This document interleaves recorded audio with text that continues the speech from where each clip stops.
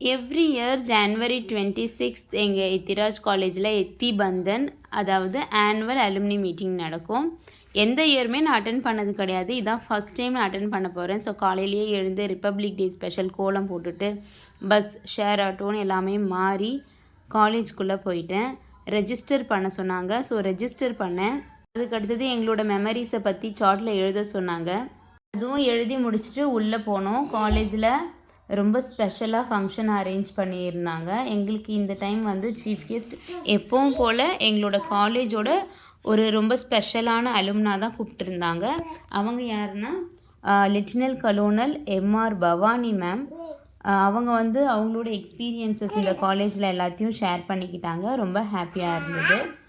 அதோட கிட்ஸ் வந்து, அதாவது எங்களோட ஜூனியர்ஸ் இப்போ இருக்காங்க இல்லையா, அவங்க வந்து எங்களுக்காக கல்ச்சுரல் ப்ரோக்ராம்ஸ், கேம்ஸ் எல்லாமும் கூட கண்டக்ட் பண்ணாங்க. அது எல்லாம் ரொம்ப நல்லா இருந்துச்சு. அதோட கிளிம்ஸ் நீங்களும் கொஞ்சம் பாருங்கள்.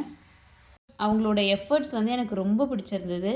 Class room, college auditorium, college song ஏறுவோம் முன்னேறுவோம்னு வரும் அந்த சாங்கு. அவ்வளோ ரொம்ப ஸ்பெஷலான மெமரிஸ், நாஸ்டாலஜிக்காக இருந்துச்சு இன்றைக்கி டேவே.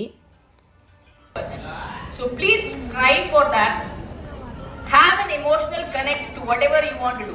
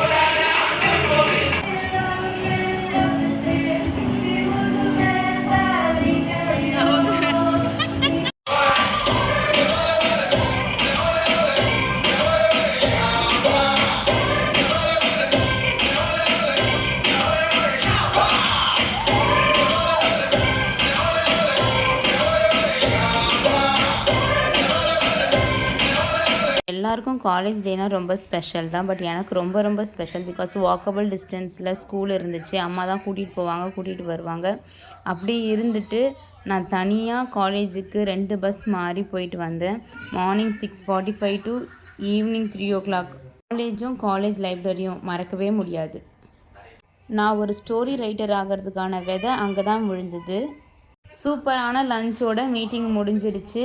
ஸோ நானும் வீட்டுக்கு வந்துட்டேன். பட் மெமரிஸ் எல்லாம் திரும்ப ரீகலெக்ட் ஆகிட்டே இருக்குது. ரொம்ப ரொம்ப ஹாப்பியாக இருக்குது. உங்கள் காலேஜில் இந்த மாதிரி மீட்டிங்ஸ்லாம் இருக்கா? உங்களோட எக்ஸ்பீரியன்ஸும் என்னோட ஷேர் பண்ணிக்கோங்க. எத்திராஜியன்ஸ் யாராவது இந்த வீடியோஸ் பார்த்துட்டு இருந்தீங்கனாலும் கமெண்ட் பண்ணுங்கள். தேங்க்யூ.